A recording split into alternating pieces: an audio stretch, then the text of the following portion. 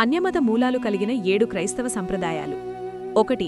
Christmas చెట్లు రోమన్లు మరియు వైకింగ్ల నుండి వచ్చాయి. ఎవర్గ్రీన్లు శాశ్వత జీవితానికి పురాతన చిహ్నం. రోమ్లో ఎవర్గ్రీన్ దండలను అలంకరణలుగా ఉపయోగించారు. ఇది సాటర్నాలియా యొక్క మధ్యశీతాకాల పండుగ సమయంలో జరిగింది.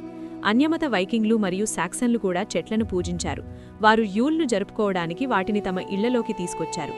క్రిస్మస్ చెట్టు బహుశా ఈ సంప్రదాయాల సమ్మేళనం కావచ్చు. 2. ఈస్టర్ గుడ్లు పురాతన పర్షియన్ల నుండి వచ్చాయి. గుడ్లను అలంకరించే ఆచారం క్రైస్తవ మతం కంటే పురాతనమైంది. గుడ్లు మరణం మరియు పునర్జన్మతో ముడిపడి ఉన్నాయి. ప్రాచీన పర్షియన్లు తరచుగా అలంకరించబడిన గుడ్లను సమాధులలో ఉంచుతారు. మెస్పటోమియాలోని ప్రారంభ క్రైస్తవులు ఈ సంప్రదాయం ద్వారా ప్రభావితమయ్యారు. వారు క్రీస్తు రక్తాన్ని సూచించడానికి గుడ్లకు ఎరుపు రంగు వేశారు. 3. సెయింట్ వాలెంటైన్స్ డే రోమన్ పండుగగా ఉద్భవించింది. రోమన్ పండుగను లూపర్ క్యాలియా అని పిలుస్తారు. ఈ కార్యక్రమం ఫిబ్రవరి 15న జరిగింది.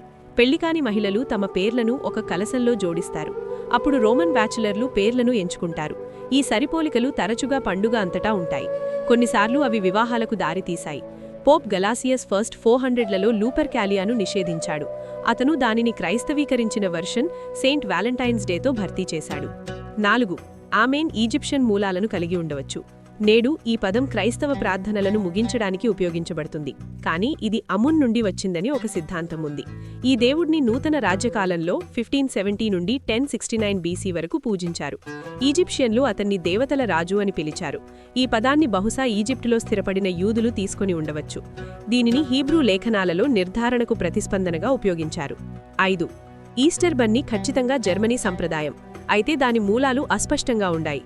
ఒక సిద్ధాంతం ప్రకారం కుందేళ్లు ఒకప్పుడు ఈస్ట్రేతో సంబంధం కలిగి ఉండేవి. ఈస్ట్రే ఏకేఏ ఓస్టారా ఒక జర్మనీ దేవత. ఒక పురాణంలో ఆమె వసంతాన్ని వాయిదా వేసి మంచులో ఒక పక్షిని స్తంభింపజేసింది. ఆమె దానిపై జాలిపడి దానిని కుందేలుగా మార్చింది. మాయక కుందేలు రంగుగుడ్లు పెట్టింది. 6. క్రిస్మస్ కెరోల్స్ అనేది ఒక ఆంగ్ల జానపద సంప్రదాయం. ఇది వాసేలింగ్ అనే అన్యమత ఆచారంగా ప్రారంభమైంది. వాసేలింగ్ శీతాకాలపు అయనాంతం వేడుకలలో భాగం. మొదట్లో పాటలు దేవతలను అభివృద్ధిగా పంటల కోసం అడిగాయి. మధ్యయుగాలలో రైతులు వారి ప్రభువులకు వాసేలు చేసేవారు.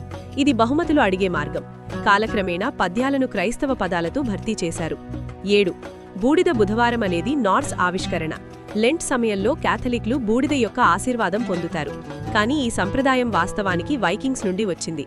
నార్స్ పురాణాలలో సిగూర్డ్ ఒక డ్రాగన్ను చంపాడు. అతను అజేయుడిగా మారడానికి డ్రాగన్ రక్తంలో స్నానం చేశాడు. కానీ సిగూర్డ్ తన భుజంపై ఒక స్థలాన్ని కోల్పోయాడు. అక్కడ అతను తర్వాత పొడిచబడ్డాడు. సిగూర్డ్ను చితిపై దహనం చేశారు. కాబట్టి బూడిద సిగూర్డ్ బలానికి ప్రతీకగా మారింది. నార్స్ పూజితులు ప్రజల నుదిటిపై బూడిదను చల్లుతారు. ఇది రక్షణకు చిహ్నం.